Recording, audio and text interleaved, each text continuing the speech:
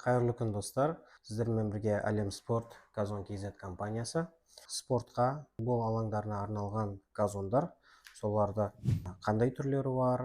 Спорттық газондардың ең бірінші мынау 40 мм барлық газонды танитындарға танымал газон 8800 DTX, 40 мм шөптің ұзындығы, және де основаниясы латекс болады. Сонымен қатар бір тігісте 8 шөп болады, 4-4-тен екі жағында, сол үшін 8800. Одан кейінгі 40 мм бар 10500 DTX, бұда 5 шөп болады, екі жағын қосқанда 10 шөп бір тігісінде.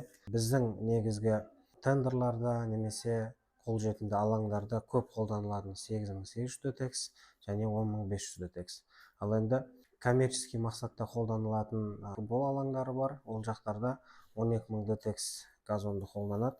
Ол газонның шөбі енді мынада 4, мынада 5 болса, мынада 6 шөпті. Соның себебінен оның тығыздығы көп болады. Және де соған байланысты, шөптің тығыздығына байланысты астыда қалың болады. 40-тықтан да үлкен 50-лік газон бар. 50-лік мынау 12000 DTX бар, 10500 DTX бар, және де үлкен коммерциялық футболдарда немесе профессиональный футбольный алаңдарда қолданылатын. Бұның асты PU деген материал, мыналардың асты латекс болатын болса, бұның асты PU деген материал. Бұл материал жеңіл және де износқа, одан кейін ұзақ уақыт шыдас береді.